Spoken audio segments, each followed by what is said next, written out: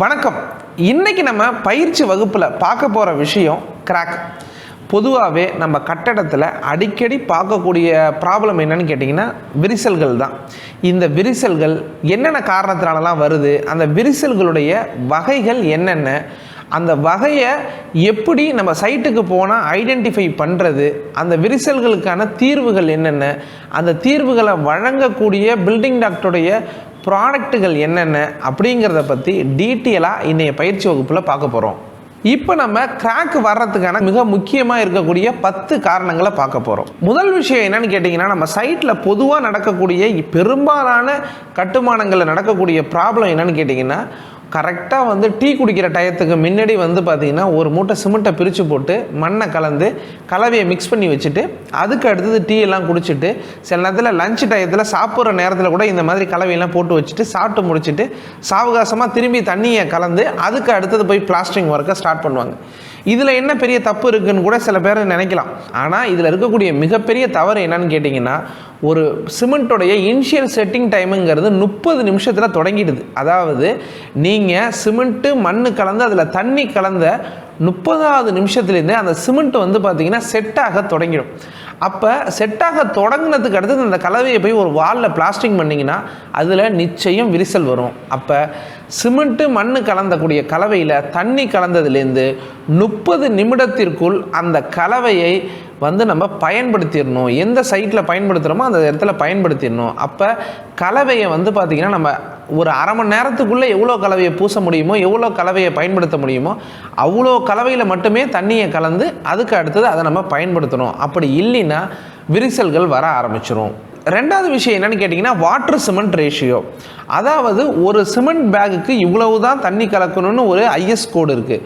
அந்த அளவில் தான் நம்ம தண்ணி கலக்கணுமே ஒழிய அதுக்கு கூடுதலாக தண்ணி கலந்தோம்னா நிச்சயம் அதில் விரிசல்கள் வர்றதுக்கு வாய்ப்பு இருக்குது. உதாரணத்துக்கு 50 கேஜஸ் இருக்கக்கூடிய ஒரு சிமெண்ட் பேக்குக்கு 25லேருந்து 35 லிட்டர் தான் தண்ணி கலக்கணும். அதுக்கு மேலே தண்ணி கூடுதலாக போயிடுச்சுன்னு சொன்னீங்கன்னா கண்டிப்பாக விரிசல்கள் வரும். இந்த தண்ணி கலக்கக்கூடிய விகிதம்ங்கிறது அந்த கிரேடை பொறுத்து, அதாவது அந்த நம்ம போடக்கூடிய காங்கிரீட் M50 M20 M25ங்கிறத பொறுத்து அந்த வாட்டர் சிமெண்ட் ரேஷியோ மாறுபடும். ஆனால் எந்த ரேஷியோ ப்ராப்பராக இருக்கோ அதுலேருந்து ஒரு 10 to 20% மேலே அந்த தண்ணியுடைய விகிதாச்சாரம் அதிகமாக அந்த கலவையில் கலக்கும் பொழுது நிச்சயம் அங்கே விரிசல்கள் வரும். இதில் அதிகமாக எப்போ வாய்ப்பு இருக்குதுன்னு கேட்டிங்கன்னா, முதல்ல தேவையான அளவுக்கு தண்ணியை கலந்து பிளாஸ்டிங் பண்ண ஆரம்பிச்சிருவாங்க. அதுக்கு அடுத்து நம்ம ஏற்கனவே பாயிண்ட்டாக பார்த்தது மாதிரி அது கொஞ்சம் லைட்டாக செட் ஆகும்போது கலவையில் தண்ணி பத்தலன்னு சொல்லி கூடுதலாக தண்ணியை ஊற்றி பயன்படுத்துவாங்க. அடுத்தது இதே சுச்சுவேஷனை வேறு எந்த ஒரு ஏரியாவில் நம்ம பார்க்கலான்னு கேட்டிங்கன்னா, காங்கிரீட் போடும்பொழுது அந்த காங்கிரீட் பார்த்திங்கன்னா தளன்னு இல்லை அப்படிங்கிற காரணத்துக்காக கூடுதலாக தண்ணி கலப்பாங்க. அப்போ தண்ணி கலக்கும் பொழுது பார்த்திங்கன்னா இந்த மாதிரியான ப்ராப்ளம் வர்றதுக்கு நிறைய வாய்ப்புகள் இருக்குது. அடுத்தது பார்த்திங்கன்னா இன்சஃபிஷியன்ட் க்யூரிங். அதாவது நீராற்றுதல்னு சொல்லக்கூடிய க்யூரிங் ஒரு சைட்டில் ப்ராப்பராக இல்லைன்னு சொன்னால் நிச்சயம் அந்த இடத்துல விரிசல்கள் வரும். சில கஸ்டமர் கேட்பாங்க, சார் நாங்கள் பக்காவாக பிளாஸ்டரிங் பண்ணி 10 நாள் இல்லை 1 மாதம் வரைக்கும் காலையில் ஒரு தடவை, மதியம் ஒரு தடவை, ஈவினிங் ஒரு தடவை நாங்கள் க்யூரிங் பண்ணிக்கிட்டே இருந்தோம் சார், இருந்தாலும் எப்படி சார் கிராக் வந்துச்சு அப்படின்னு கேட்பாங்க. அதுக்கு ரொம்ப முக்கியமான காரணம் என்னென்னு கேட்டிங்கன்னா, இவங்க பிளாஸ்டரிங் பண்ணதுக்கு அடுத்து க்யூரிங் ரொம்பவே ப்ராப்பராக இருந்திருக்கும். ஆனால் பிரிக் ஒர்க்கு பண்ணி என்ன பண்ணிடுவாங்கன்னு கேட்டிங்கன்னா, அந்த பிரிக் ஒர்க்குக்கு ப்ராப்பரான தண்ணி கொடுக்காம அல்லது அந்த பிரிக் ஒர்க் பார்த்திங்கன்னா பயங்கர காய்ச்சலில் இருந்திருக்கும். அப்படியே அந்த பிரிக் ஒர்க்கை ஈரப்படுத்தி அதுக்கு கொஞ்சம் க்யூரிங் பண்ணாமல் என்ன பண்ணுவாங்க, அந்த காய்ச்சலோட இந்த கலவையை எடுத்து பூசியிருக்கும் பொழுது இந்த கலவையில் இருக்கக்கூடிய வாட்டரை அந்த பிரிக் ஒர்க்கை அப்சர்வ் பண்ண ஆரம்பிச்சிடும்.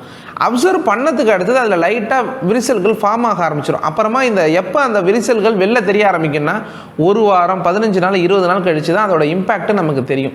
அப்போ எப்பயுமே நீங்கள் பிரிக் ஒர்க்கில் பிளாஸ்டிங் பண்ணதுக்கு அடுத்தது க்யூரிங் பண்ணுறது எவ்வளோ முக்கியமோ அவ்வளோ முக்கியம். சில நேரத்தில் ஏன்னா பிரிக் ஒர்க்லாம் முடிச்சு என்ன ஆகுனா 1 month 2 month பார்த்திங்கன்னா பில்டிங் அப்படியே போட்டு வச்சுருப்பாங்க. அதுக்கு அடுத்தது தான் அந்த பில்டிங்கில் பிளாஸ்டிங் ஒர்க்கை ஸ்டார்ட் பண்ணுவாங்க. அல்லது ரொம்ப பழைய பில்டிங்காக இருக்கும், அதில் ரீபிளாஸ்டிங் பண்ணும்பொழுது அப்போ அந்த மாதிரி இடங்களில் அந்த பிரிக் ஒர்க், இப்போ உதாரணத்துக்கு 2 மாதம் 3 மாதம் ஒரு பிரிக் ஒர்க்லாம் பண்ணி காங்கிரீட்லாம் போட்டு அப்படியே நிறுத்தி வச்சுருக்காங்க.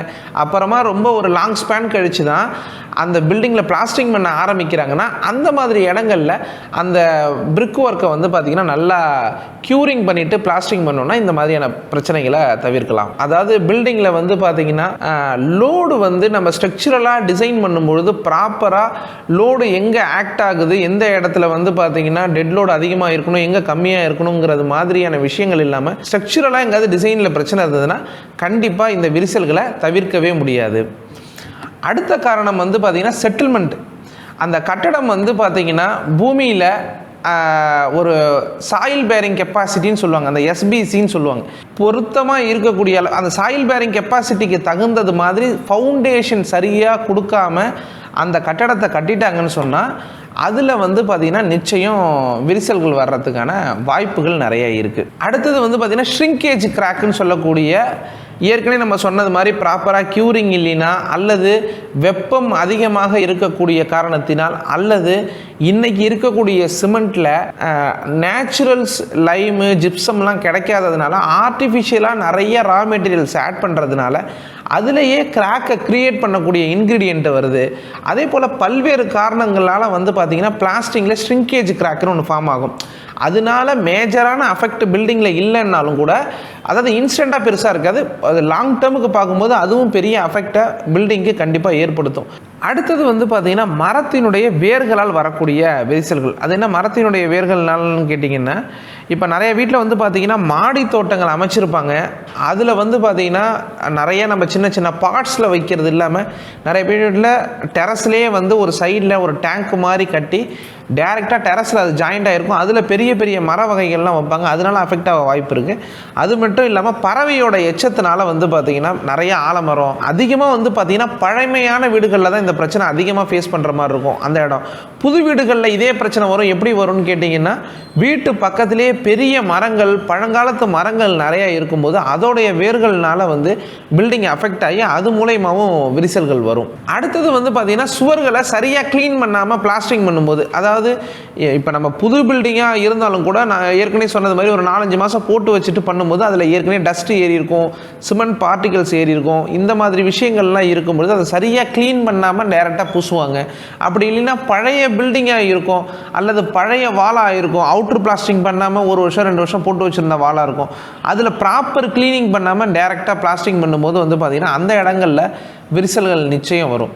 அடுத்தது வந்து பார்த்திங்கன்னா காலம் பீம் போய் ஜாயிண்ட் ஆகக்கூடிய பிரிக் ஒர்க்கு அல்லது வந்து பார்த்திங்கன்னா மேஷனரி வால் போய் இந்த காலம் பீம் ஏரியாவில் ஜாயிண்ட் ஆகும்போது இது ரெண்டும் வெவ்வேறு மாதிரியான சர்ஃபேஸுங்கிறதுனால வெவ்வேறு மாதிரியான தெர்மல் கண்டக்டிவிட்டி இருக்கிறதுனால வந்து பார்த்திங்கன்னா இதில் ஒரு பிணைப்பு சரியாக இல்லாமல் இந்த ஜாயிண்ட்ஸில் வந்து ஈஸியாக விரிசல்கள் வர்றதுக்கு வாய்ப்புகள் இருக்குது. அடுத்தது தெர்மல் கண்டக்டிவிட்டி, அதாவது ஒரு பில்டிங்கில் வெப்பம் அதிகமாக இருக்கும் பொழுது அல்லது குளிர் பிரதேசத்தில் ரொம்ப அதிகமான குளிர்கள் இருக்கிறதுனால, அதாவது டெம்பரேச்சர் கண்டிஷனால் அல்லது தெர்மல் கண்டக்டிவிட்டின்னு சொல்லுவாங்க, இது போன்ற காரணங்களால் ஒரு பில்டிங்கில் விரிசல்கள் வர்றதுக்கு வாய்ப்புகள் அதிகமாக இருக்குது. ஏன்னா இது எப்படி வரும்னு கேட்டிங்கன்னா, அது ப்ராப்பரான எக்ஸ்பென்ஷன் ஜாயிண்ட்டோ அல்லது ப்ராப்பரான க்யூரிங்கோ ஏதோ ஒரு இடங்களில் இல்லாதப்ப இந்த தெர்மல் காரணங்களால் வந்து பார்த்திங்கன்னா கிராக்ஸ் வர்றதுக்கான வாய்ப்புகள் அதிகமாக இருக்குது. நெக்ஸ்ட்டு வந்து பைப்லைன் ஜாயிண்ட்ஸ், அதாவது எலக்ட்ரிக்கல் பைப்லைன் போகும், பார்த்தீங்கன்னா ப்ளம்பிங் பைப்லைன், அடுத்தது இந்த சில் லெவல் ஸ்லாபு, இந்த மாதிரி அதாவது விண்டோஸ்க்கு கீழே வரக்கூடிய சில் லெவலில் இருக்கக்கூடிய ஸ்லாப்ஸ், இந்த மாதிரி இருக்கக்கூடிய இடங்களில் வந்து பார்த்திங்கன்னா அந்த டயகனல் கிராக் மாதிரி ஒன்று ஃபார்ம் ஆகும். ரீபிளாஸ்டிங்லாம் பண்ணி முடிச்சதுக்கு அடுத்தது அது வேறு சர்ஃபேஸு, இந்த பிளாஸ்டிங் ஏரியா வேறு சர்ஃபேஸுங்கிறதுனால அதில் வந்து வரக்கூடிய கிராக்ஸு, இது ஒரு வகையான கிராக் வரும். அடுத்தது வந்து பார்த்திங்கன்னா பிளாஸ்டிங் பண்ணக்கூடிய சாண்டோ சிமெண்ட்டோ அல்லது தண்ணியிலோ ஏதோ கெமிக்கல் ரியாக்ஷன் இருந்ததுன்னா சாண்டு வந்து கரெக்டாக சீவ் ஆகாமல் அது நடுவில் வந்து வேறு ஏதாவது மெட்டீரியல் கிடக்குது, அல்லது வந்து தண்ணியில் வந்து பார்த்திங்கன்னா சால்ட்டி கண்டென்ட் அதிகமாக இருக்குது, அல்லது சிமெண்ட் வந்து கொஞ்சம் நாள்பட்ட சிமெண்ட் ஆகிடுச்சு, இந்த மாதிரி அந்த பிளாஸ்டிங் பண்ணக்கூடிய ப்ராப்பர்ட்டிலே ஏதாவது தவறுகள் இருந்துச்சுன்னா அந்த காரணங்களால் நிச்சயமாக விரிசல்கள் வர்றதுக்கு வாய்ப்புகள் அதிகமாக இருக்குது. மிக முக்கியமான இன்னொரு கிராக் வகை எதனால, மிக முக்கியமாக பில்டிங்கில் அடிக்கடி கிராக் வரக்கூடிய இன்னொரு ரொம்ப முக்கியமான விஷயம் என்னன்னு கேட்டிங்கன்னா, பில்டிங்கில் துரு பிடிக்கிறது. அதாவது நம்ம ஒரு சிக்கன் மெஷ் வச்சு பிளாஸ்டரிங் பண்ணியிருப்பாங்க, அல்லது கம்பி நாள் பட்டு போயிருக்கோம், அதனால துரு பிடிச்சி காங்கிரீட் ஏரியாவோ பெயர்ந்து வரும். இதனால ஒரு வகையான கிராக்ஸ் வரும். இப்போ நம்ம பார்த்த கிராக்ஸுக்கான காரணங்கள் எல்லாமே நம்ம மிக முக்கியமாக அடிக்கடி ஃபேஸ் பண்ணக்கூடிய கிராக்குக்கான காரணங்கள் மட்டுமே. பலதரப்பட்ட பல்வேறு காரணங்களுக்காக சைட்டுக்கு சைட்டு இடத்துக்கு இடம் கிராக் வர்றதுக்கான காரணங்கள் நிறைய இருக்குது. நூற்றுக்கணக்கான காரணங்கள் இருக்குது. அது எல்லாத்தையும் வீடியோவில் பேசியே முடிக்கவே முடியாது. ரொம்ப முக்கியமாக அவசியமாக தெரிஞ்சிருக்கக்கூடிய கிராக் வர்றதுக்கான முதல் 10 காரணங்களை தான் இப்போ நம்ம இந்த வீடியோவில் பார்த்துருக்குறோம். கிராக்கை பொறுத்தளவுக்கு அடிப்படையில் 2ஆக பிரிக்கலாம். ஒரு கிராக்கை ஸ்ட்ரக்சரல் கிராக்கு, நான் ஸ்ட்ரக்சரல் கிராக்குன்னு 2ஆக பிரிக்கலாம். இந்த 2 அடிப்படையான வகைகளுக்கு கீழே நிறைய வகையான கிராக்குகள் இருந்தாலும் கூட ஃபஸ்ட்டு நம்ம ஒரு கிராக்கை இது ஸ்ட்ரக்சரல் கிராக்கா அல்லது நான் ஸ்ட்ரக்சரல் கிராக்கா அப்படின்னு 2ஆக பிரிக்கலாம். ஃபஸ்ட்டு நம்ம ஸ்ட்ரக்சரல் கிராக்ஸை எடுத்துப்போம். ஸ்ட்ரக்சரல் கிராக்கை பொறுத்தளவுக்கு மிக முக்கியமான 3 காரணங்கள் என்னென்ன அப்படின்னு கேட்டிங்கன்னா, முதல் விஷயம் செட்டில்மெண்டேஷன், அதாவது சாயில் பேரிங் கெப்பாசிட்டின்னு சொல்லக்கூடிய ஒரு மண்ணின் தாங்கு திறன் எவ்வளவு அப்படிங்கிறத டெஸ்ட்டு எடுத்து அதுக்கு தகுந்தது மாதிரி ஃபவுண்டேஷன் சரியாக கொடுக்காம, எப்பயுமே என்ன பண்ணுவாங்கன்னா ஃபவுண்டேஷன் கொடுக்காம கம்மியான ஃபவுண்டேஷன் கொடுத்து கட்டும் பொழுது அந்த சாயிலில் ஈஸியாக செட்டில்மெண்ட் ஆகிறதுக்கான வாய்ப்புகள் இருக்குது. இதனால் ஒரு பில்டிங்கில் முக்கியமாக பார்த்திங்கன்னா ஸ்ட்ரக்சரல் கிராக் வரும். ரெண்டாவது விஷயம், ஒரு பில்டிங்கில் இருக்கக்கூடிய ஃபால்ட்டான டிசைன்னால், அதாவது ஒரு ஸ்டீல் டிசைன் பார்த்திங்கன்னா பிளான் பண்ணுவாங்க. எப்படி பிளான் பண்ணுவாங்கன்னா, இந்த பில்டிங் ஒரு 4 ஃப்ளோர் வரப்போகுது, 3 ஃப்ளோர் வரப்போகுது, 5 ஃப்ளோர் வரப்போகுது, அல்லது 2 ஃப்ளோர் வரப்போகுது. இந்த பில்டிங்க்கு எங்கெங்கே பார்த்தீங்கன்னா 1 வே ஸ்லாப் கொடுக்கணும், எங்கே 2 வே ஸ்லாப் கொடுக்கணும், ஃபுட்டிங்கில் என்ன மாதிரியான ஸ்டீல் ராடை யூஸ் பண்ணணும், இந்த மாதிரி பார்த்தீங்கன்னா டிசைன் பிளான் பண்ணுவாங்க. இந்த டிசைன் எங்காவது தப்பாக இருந்ததுன்னா அதனால ஸ்ட்ரக்சரல் கிராக் வர்றதுக்கு வாய்ப்பு இருக்குது. மூணாவது விஷயம் பார்த்தீங்கன்னா லோடு. அதாவது ஒரு பில்டிங்கில் இப்போ ஒரு வாட்டர் டேங்க் வருதுன்னா எவ்வளோ கெப்பாசிட்டி உள்ள வாட்டர் டேங்க் வருது, அது எந்த இடத்துல கொடுக்கணும், ஒரு பில்டிங்குடைய தாங்கு திறன், அந்த லோடுங்கிறது எங்கெங்கே ஆக்ட் ஆகணும், எங்கெங்கே ஆக்ட் ஆகக்கூடாது, எந்தெந்த இடத்துல டெட் லோடு வருது. மூணாவது விஷயம் பார்த்தீங்கன்னா லோடை பொறுத்தளவுக்கு வெறும் நம்ம மேக்ஸிமம் ட்ரை பண்ணுறது, மேக்ஸிமம் பார்க்கறது என்னென்னா ஒரு பில்டிங்குடைய தாங்கு திறன் தான். அதாவது இந்த பில்டிங்குடைய ஸ்டீல் ஸ்ட்ரக்சருக்கு தகுந்த மாதிரி எவ்வளோ லோடு கொடுக்கலாம் அப்படிங்கிறத பார்க்குறது. இப்போ எந்த இடத்துல வாட்டர் டேங்க் வரணும், எந்த இடத்துல பார்த்தீங்கன்னா லோடு அதிகமாக எடுக்கும், அதுக்கு தகுந்தது மாதிரி ஸ்டீல் டிசைன்ஸ் வரணும். லோடில் நிறைய வகைகள் இருக்குது. அதில் முதலாவது விஷயம் பார்த்தீங்கன்னா இம்பேக்ட் லோடு. அது என்னன்னு கேட்டிங்கன்னா, மிஷினரிஸ் எங்காவது செட் பண்ணி வச்சுருப்பாங்க, அல்லது ஜிம்மு வைப்பாங்க பில்டிங்கில், அப்புறம் லிஃப்ட்டு, இந்த மாதிரி காரணங்களால் பார்த்தீங்கன்னா ஒரு பில்டிங்கில் ஒரு இம்பேக்ட் ஏற்படும். அந்த மாதிரியான இம்பேக்ட் லோடுனால வர்றதுக்கு வாய்ப்புகள் இருக்குது. அது சரியாக அதுக்கு தகுந்தது மாதிரி பார்த்தீங்கன்னா ஸ்டீல் ஸ்ட்ரக்சர் இல்லைன்னு சொன்னால் அதனால வர வாய்ப்பு இருக்குது. அடுத்தது பார்த்தீங்கன்னா டெட் லோடுன்னு சொல்லுவாங்க. அதாவது ஒரு பில்டிங் இவ்வளவு தான் வெயிட்டு இருக்கணும், இந்த இடத்துல காங்கிரீட் இவ்வளோ வெயிட்டுக்கு தான் வரணும், இந்த இடத்துல இந்த பில்டிங்கில் இத்தனை ஃப்ளோர் தான் போகணும் அப்படின்னு அந்த பில்டிங்கில் எதுவுமே இல்லைனாலும் கூட அந்த பில்டிங்கில் எவ்வளோ லோடு பேசிக்காக இருக்குது, அதுதான் அந்த பில்டிங்கோட டெட் லோடு. அந்த பேசிக்காக அந்த ஸ்டீல் ஸ்ட்ரக்சருக்கு தகுந்தது மாதிரி இந்த கட்டடத்தோடைய அடிப்படையான லோடு என்ன, அது எவ்வளோ இருந்தால் அந்த கட்டடம் தாங்க முடியுங்கிறது டெட் லோடு. இதை தாங்கணும். அடுத்தது மூணாவதாக இருக்க போகிறது பார்த்தீங்கன்னா விண்டு லோடு அப்படின்னு சொல்லுவாங்க. அதாவது வெதரிங் கண்டிஷன், அதாவது பனிக்காலத்தினால, மழையினால், அல்லது பார்த்தீங்கன்னா வெயில்னால பார்த்தீங்கன்னா ஒரு வகையான லோடு, அல்லது ஏர். சில இடங்கள்லாம் மலை பிரதேசங்களில் பார்த்தீங்கன்னா ரொம்ப கடுமையான காற்று அடிக்கும், கடுமையாக பனி பெய்யும், கடுமையாக மழை பெய்யும். இந்த மாதிரி வெதர் கண்டிஷனுக்கு தாங்கிறது மாதிரி, இந்த வெதர் கண்டிஷனால் கட்டடத்தில் ஒரு லோடு ஆக்ட் ஆகுது, அதை தாங்கிறது மாதிரி இருக்கணும். நாலாவது பார்த்தீங்கன்னா லைவ் லோடு. அதாவது நம்ம மனிதர்களாகிய நம்ம பார்த்தீங்கன்னா நடந்து போகிறத வச்சு என்ன 4 பேர் 5 பேர் வர்றதுல என்ன ஆகிடும் நம்ம நினைப்போம். நிறைய காலேஜஸ் இருக்கும், ஹாஸ்பிட்டல்ஸ் இருக்கும். இந்த மாதிரி இடங்கள்ல ஒரே நேரத்தில் நிறைய பேர் நடந்து போகும்போது அது ஒரு பெரிய வைப்ரேஷனை ஏற்படுத்தும். அது தாங்கக்கூடிய அளவுக்கு அந்த கட்டணம் இருக்கணும். இந்த மாதிரியான லோட்ஸை மைண்டில் வச்சுக்கிட்டு ஸ்ட்ரக்சரல் இன்ஜினியர்ஸோ அந்த பில்டிங்கை சரியாக வடிவமைக்கலன்னு சொன்னால் ஈஸியாக பார்த்தீங்கன்னா ஸ்ட்ரக்சரல் கிராக்ஸ் வர வாய்ப்புகள் இருக்குது. இந்த முக்கியமான காரணங்கள் தான் ஒரு பில்டிங்கில் ஸ்ட்ரக்சரல் கிராக் வர்றதுக்கான அடிப்படை காரணமாக இருக்குது. இந்த நான் ஸ்ட்ரக்சரல் கிராக்ஸை பொறுத்த அளவுக்கு 2 வகையாக பிரிக்கலாம். ஒன்று minor cracks and major cracks. First இதில் மைனர் கிராக்ஸ் எடுத்துக்கும். மைனர் கிராக்ஸுங்கிறது அப் டு 6 mm வரைக்கும் உள்ள கிராக்குகளை மைனர் கிராக்ஸ்னு சொல்லுவோம். இந்த மைனர் கிராக்ஸில் ஹேர்லைன் கிராக்குன்னு சொல்லக்கூடிய அல்லது பார்த்திங்கன்னா அப்படியே கண்ணுக்கு தெரியாத அப்படியே மைல்டாக வந்து ஒரு பில்டிங் ஃபுல்லாக வால் ஃபுல்லாக ஓடி இருக்கும். சில நேரத்தில் வந்து பார்த்திங்கன்னா வால் ஃபுல்லாக கிராக் ஓடி இருக்கும், அது அப்படியே ரேகை ஓடி இருக்குங்கிற மாதிரி சொல்லுவாங்க. அந்த மாதிரி வந்து பார்த்திங்கன்னா அந்த வால் ஃபுல்லாக கிராக் இருக்கும். இந்த மாதிரி ஹேர்லைன் கிராக்ஸ் வரும். அப்புறம் வந்து ப்ராப்பரான க்யூரிங் இல்லைன்னா சின்ன சின்ன கிராக்ஸ் அங்கங்கே போகும். அப்புறம் வந்து பார்த்திங்கன்னா பைப்லைன் கிராக்குன்னு சொல்லக்கூடிய நம்ம எலக்ட்ரிக்கல் பைப்போ அல்லது வந்து பிவிசி பைப்போ அந்த இடங்களில் கிராக்ஸ் வரும். அதுக்கு அடுத்தது வந்து பார்த்தீங்கன்னா சில் லெவல், விண்டோவுக்கு கீழே வரக்கூடிய சில் லெவல் ஸ்லாப்னு சொல்லக்கூடிய அந்த ஸ்லாபுக்கு கீழே அல்லது வந்து வுட்டு விண்டோஸ் இந்த மாதிரி இடங்களில் வந்து பார்த்தீங்கன்னா வரக்கூடிய டயக்னல் கிராக்கு, அப்புறம் ஷ்ரிங்கேஜ் கிராக்கு வந்து ப்ராப்பரான க்யூரிங்ஸு இந்த மாதிரியான விஷயங்கள் இல்லாததுனால வரக்கூடிய ஷ்ரிங்கேஜ் கிராக்ஸு, இது மாதிரி பல்வேறு காரணங்களால் வந்து பார்த்தீங்கன்னா மைனர் கிராக்ஸ் வந்து வரும். குறிப்பாக நம்ம முதல் செஷனில் பார்த்த கிராக்குக்கான காரணங்களில் 80% காரணங்கள் எல்லாமே இந்த மைனர் கிராக்ஸு, அதாவது இந்த 80% காரணங்கள் எல்லாமே இந்த நான் ஸ்ட்ரக்சுரல் கிராக்ஸ்க்கான காரணங்கள் தான். இந்த சின்ன சின்ன காரணங்களால் இந்த மாதிரியான விரிசல்கள் வர்றதுக்கு வாய்ப்புகள் இருக்குது. அடுத்தது வந்து பார்த்திங்கன்னா மேஜர் கிராக்ஸ். மேஜர் கிராக்ஸுங்கிறது 6 mm ஸ்டார்ட் பண்ணி 20 mm வரைக்கும் வர்றதுக்கு வாய்ப்புகள் அதிகமாக இருக்குது.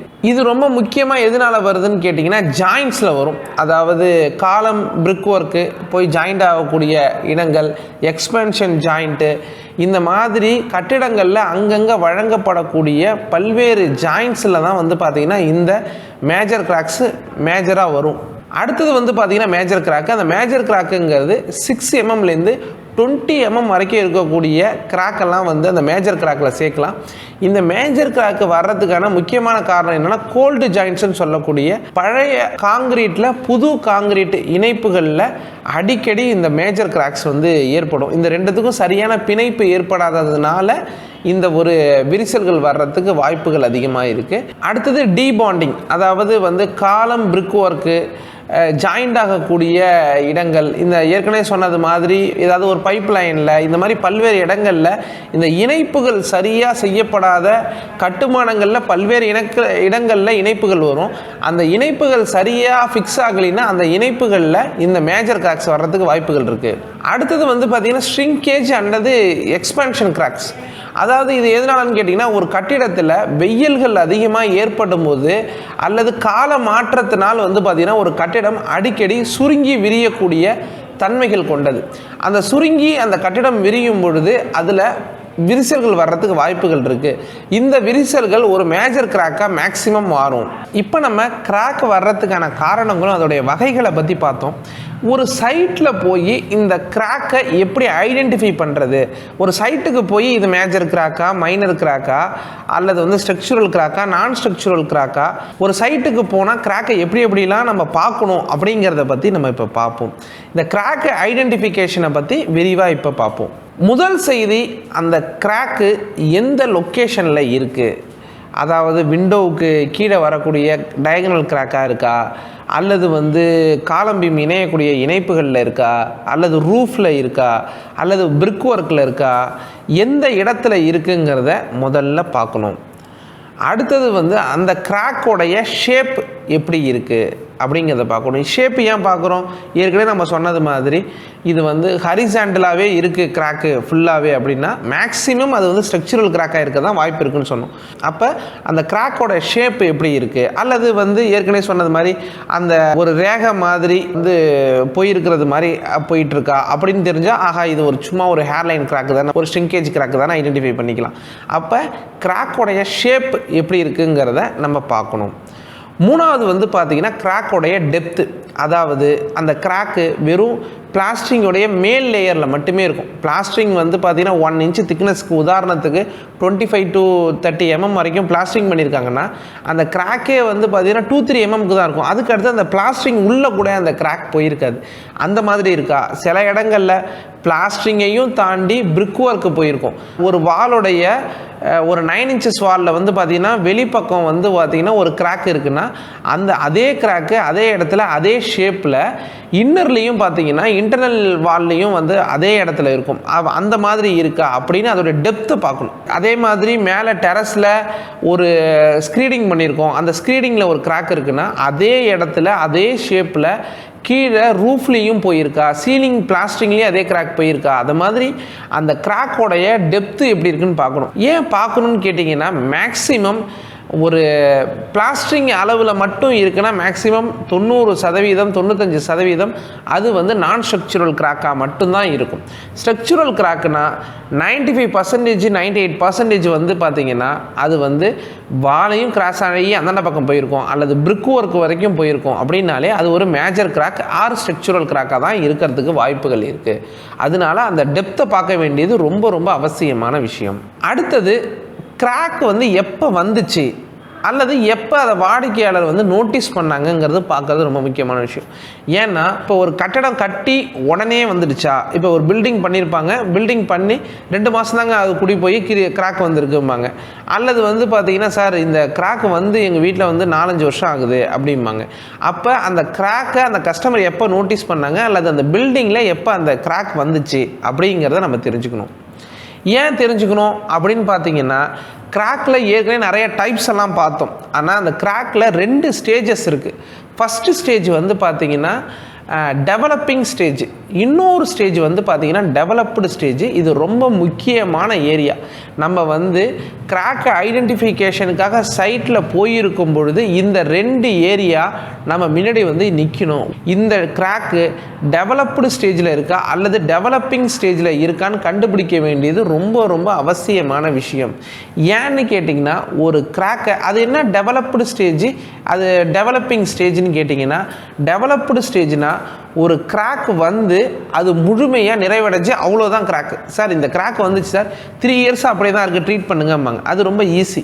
சார் இது போன ஒரு 2 மாதத்துக்கு முன்னாடி இந்த கிராக் வர ஆரம்பிச்சிது, முன்னாடி இது ஒரு அடியில் தான் இருந்தது, இந்த வாரம் வந்து பார்த்திங்கன்னா கிட்டத்தட்ட 8 அடி வந்துருச்சு அப்படிம்பாங்க.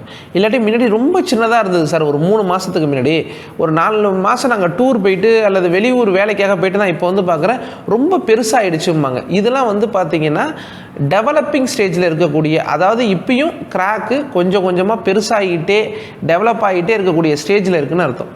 நம்ம கிராக்கில் ஜென்ரலாக ஃபாலோ பண்ண வேண்டிய தம்ப் ரூல் என்னன்னு கேட்டிங்கன்னா, அண்டு சயின்டிஃபிக் ரூலாகவும் அதை சொல்லலாம். என்னன்னு கேட்டிங்கன்னா, ஒரு கிராக்கு டெவலப்டு ஸ்டேஜ் ஆகிடுச்சு, அதாவது இதுக்கு மேலே அந்த இடத்துல விரிசல்கள் வராது, அது எவ்வளோ பெரிய விரிசலாக அந்த விரிசல் வந்து நிறைவடைந்து அப்படியே நிற்கிது அப்படின்னா அந்த கிராக்குக்கு நிச்சயம் நம்ம ட்ரீட்மெண்ட்டு கொடுத்து கண்டிப்பாக சரி பண்ணிட முடியும்.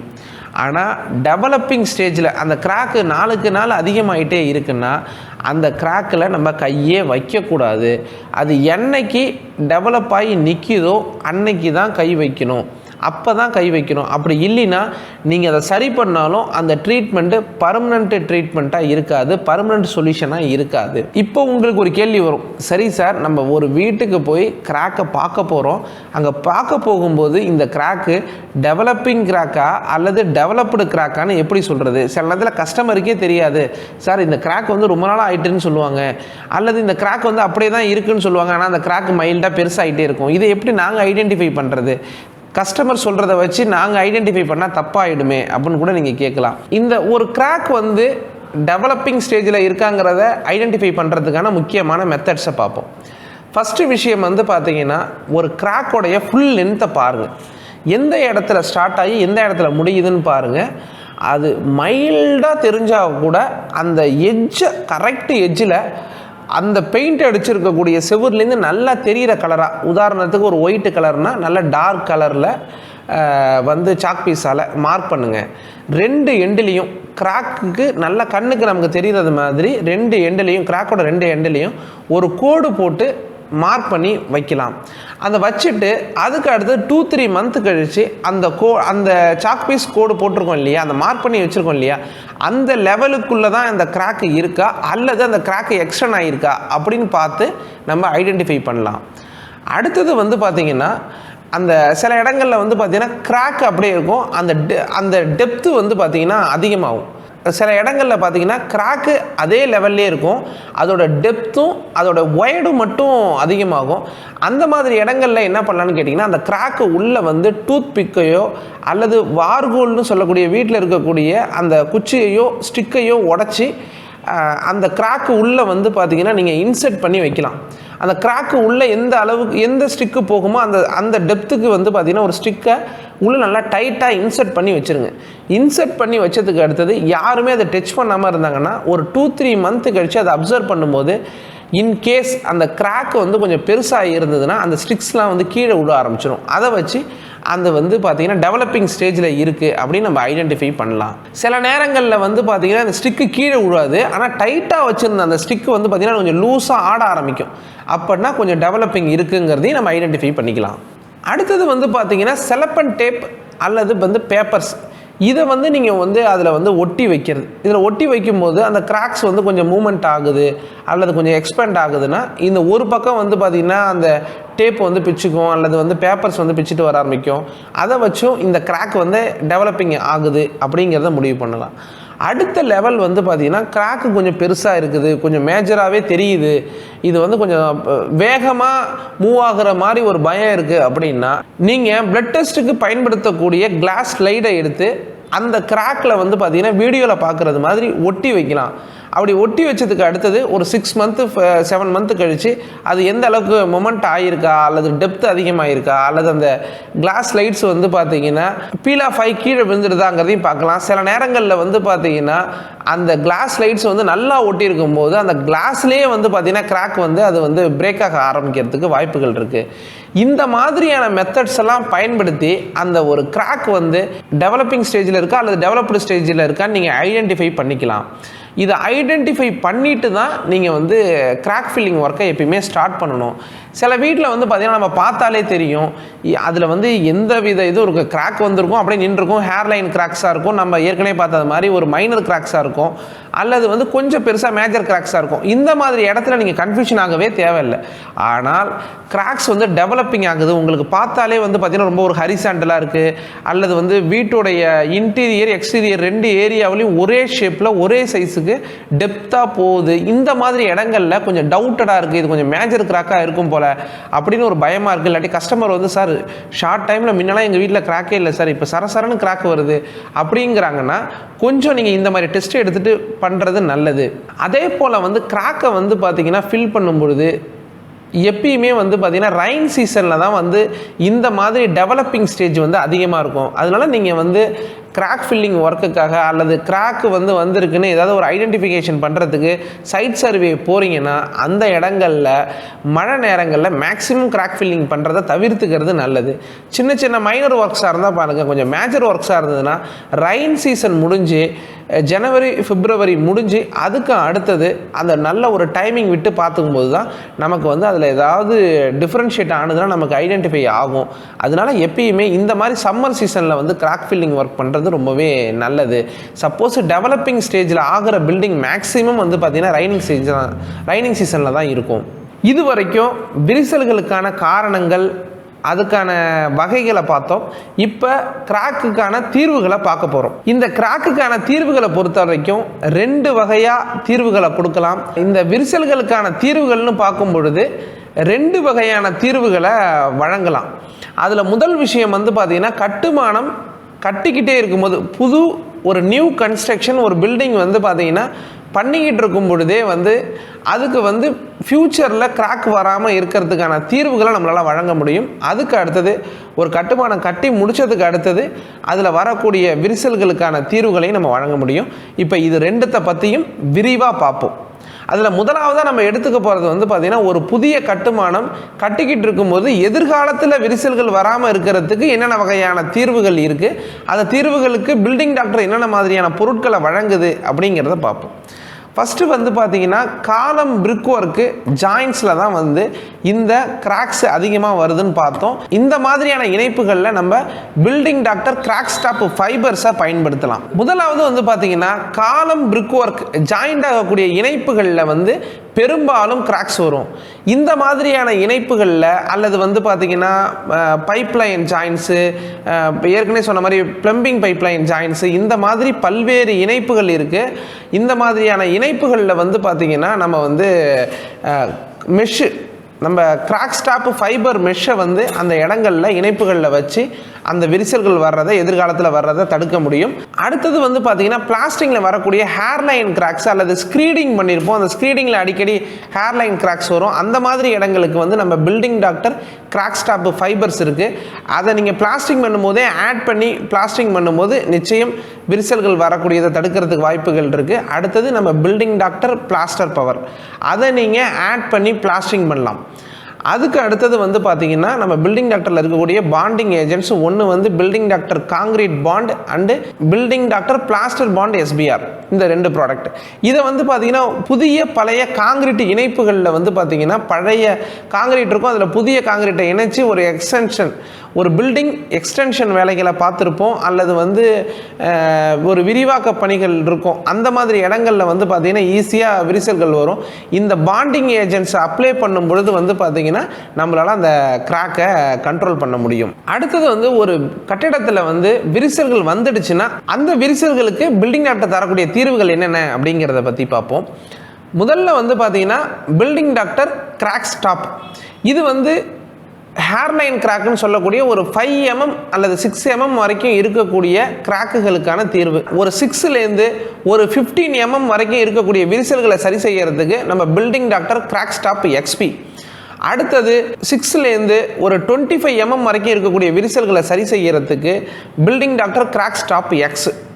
அதுக்கும் அடுத்தது ஒரு 20 mmக்கு மேலே போயிடுச்சு அப்படிங்கும்போதே வந்து நம்ம 25 mm வரைக்கும் நம்ம பில்டிங் டாக்டர் கிராக் ஸ்டாப் Xை பயன்படுத்தலாம். அப்படின்னாலும் கூட ஒரு 20 mmக்கு மேலே நம்ம பயன்படுத்தும் பொழுது பில்டிங் டாக்டர் நங்கூரம் NSஐ பயன்படுத்துறது ரொம்ப ரொம்ப நல்ல விஷயம். குறிப்பாக காங்கிரீட்டில் விரிசல்கள் வரும் பொழுது நம்ம NS தான் வந்து பார்த்திங்கன்னா பெஸ்ட் சொல்யூஷனாக இருக்கும். இப்போ நம்ம ஒவ்வொரு பிரச்சனைக்காக பில்டிங் டாக்டர் கொடுக்கக்கூடிய தீர்வுக்கான ப்ராடக்டை பற்றி ஒரு அவுட்லைன் தான் பார்த்தோம். இந்த ப்ராடக்டை எப்படி யூஸ் பண்ணுங்கிறதுக்கு தனியாக நம்ம யூடியூப்லேயே தெளிவான வீடியோஸ் போட்டிருக்கிறதுனால அதை நீங்கள் பார்க்கும்போது இன்னும் ஒரு கிளாரிட்டியாக உங்களுக்கு வந்து தெரியும். இப்போ நம்ம கிராக்கை சரி பண்ணுறதுக்காக இருக்கக்கூடிய ட்ரீட்மெண்ட்ஸ் மெத்தட்ஸை பார்க்கலாம். ஒன்று வந்து கிராக் ஃபில்லிங் மெத்தட்ஸ், அடுத்தது வந்து பார்த்திங்கன்னா கிரவுட்டிங் மெத்தட்ஸில் விரிசல்களை சரி பண்ணலாம். அதுக்கு அடுத்தது வந்து பார்த்திங்கன்னா சீலிங் மெத்தட், சீலண்ட்டு, இந்த மாதிரியான பொருட்களை, டேப்ஸு, இந்த மாதிரியான மெத்தட்ஸை பயன்படுத்தி நம்ம விரிசல்களை சரி பண்ணலாம். அதுக்கு அடுத்தது வந்து கிராவிட்டி ஃபில்லிங்னு சொல்லக்கூடிய 2 பில்டிங் இணையக்கூடிய இடங்களில் வந்து பார்த்திங்கன்னா கிராவிட்டி ஃபில்லிங் மெத்தட்னு சொல்லக்கூடிய இடங்களில் நம்ம பில்டிங் டாக்டர் நங்கூரம் MC NS போன்ற பொருட்களை வந்து கரைச்சி அந்த இடத்துல ஊற்றி, அல்லது வந்து நம்ம ஹனிகோம் சீலர், அந்த மாதிரி இடங்களில் அந்த மாதிரி பொருட்களை பயன்படுத்தி அந்த கிராவிட்டி ஃபில்லிங் மெத்தடில் வந்து விரிசல்களை சரி பண்ணுறது. அடுத்தது வந்து பார்த்திங்கன்னா ஸ்டிச்சிங் மெத்தடு. பெரிய கிராக்குகள் வரும்பொழுது அந்த கிராக்கு ரொம்ப பெருசாகாமல் இணைப்பை ஏற்படுத்துறதுக்காக இருக்கக்கூடிய மெத்தட்ஸ். இது மட்டும் இல்லாமல் நிறையா வந்து பார்த்திங்கன்னா ஸ்ட்ரக்சரல் ரிலேட்டடாக காலம் கொடுக்கறது, அப்புறம் வந்து சேனல்ஸ் கொடுக்கறது, இந்த மாதிரி பல்வேறு வகைகளில் வந்து இந்த விரிசல்களை சாயில் ஸ்ட்ரென்தனிங் பண்ணுறது, ரீபார் கொடுக்கறது, இந்த மாதிரி நிறைய வகைகள் வந்து இருக்குது. இருந்தாலும் நான் இந்த வீடியோவில் நான் ஏற்கனவே சொல்கிறது மாதிரி, அடிக்கடி சொல்கிற மாதிரி, இது எல்லாமே அடிப்படையான வகைகள். இன்னைய பயிற்சி வகுப்பில் விரிசல்களை பற்றி விரிவாக பார்த்தோம். இந்த ஏற்கனவே நான் சொன்னது மாதிரி நம்ம கட்டிடத்தில் இருக்கக்கூடிய ஒவ்வொரு பிரச்சனைகளுமே வந்து பார்த்திங்கன்னா கடல் மாதிரி, அதுக்கான தீர்வுகள்ங்கிறதும் கடல் மாதிரியான விஷயங்கள். அதை வெறும் சில மணித்துளிகளில் எல்லாத்தையுமே சொல்லிட முடியுமான்னு கேட்டால் முடியாது. அதுக்கு அடுத்தது இந்த வகுப்புகளை பொறுத்தளவுக்கு நம்ம வந்து ஒரு தொடக்க நிலையில் இருக்கோம். அப்போ அடிப்படையாக கிராக்குகளின் வகைகள் என்ன, அதனுடைய கூறுகள் என்ன, அதனுடைய தீர்வுகள் என்னங்கிறத பற்றி தான் இந்த வீடியோவில் பார்த்துருக்கமே ஒழிய இதுவே விரிசல்களை பற்றிய முழுமையான அறிவா அல்லது முழுமையான விஷயமானு கேட்டால் இல்லை. இதை கேட்கும் பொழுது, இதை பார்க்கும் பொழுது உங்களுக்கே இதில் சில விஷயங்கள் விடுபட்டது தோணலாம், உங்களுக்கே இதை சொல்லியிருக்கலாமே நினைக்கலாம். ஆனால் இது எல்லாமும் ஒரு அடிப்படையான விஷயம். விரிசல்களை பற்றிய அடிப்படையை புரிந்து கொள்வதற்கான ஒரு விஷயம்ங்கிறத புரிஞ்சுக்குங்க. இந்த அடிப்படையான விஷயத்தை புரிஞ்சுக்கிட்டு நீங்கள் எமர்ஜாய் வரும்பொழுது அடுத்தடுத்து நடக்கக்கூடிய பயிற்சி வகுப்புகளில் விரிவாக இந்த விரிசல்களை பற்றியும் இன்னும் அடுத்தடுத்த ஸ்டேஜை நீங்கள் ப்ராக்டிக்கலாக சைட்டில் போய் பார்க்கும் பொழுது வரக்கூடிய சந்தேகங்கள் வரும்பொழுதும் நீங்கள் அடுத்தடுத்த கட்டத்துக்கு இதை பற்றி விரிவாக தெரிஞ்சுக்கிறதுக்கான வாய்ப்புகள் இருக்குது. உங்களுக்கு பயிற்சி வகுப்பில் கொடுத்துருக்கக்கூடிய எல்லா பயிற்சியையும் செய்து முடித்திடுங்க. இன்னைக்கு விரிசல்களை பற்றி பார்த்தோம். நாளைய பயிற்சி வகுப்பில் வேறு ஒரு கட்டிடத்தில் வரக்கூடிய பிரச்சனைகளும் அதற்கான வகைகளும் அதற்கான தீர்வுகளையும் பற்றி விரிவாக பார்ப்போம். நன்றி.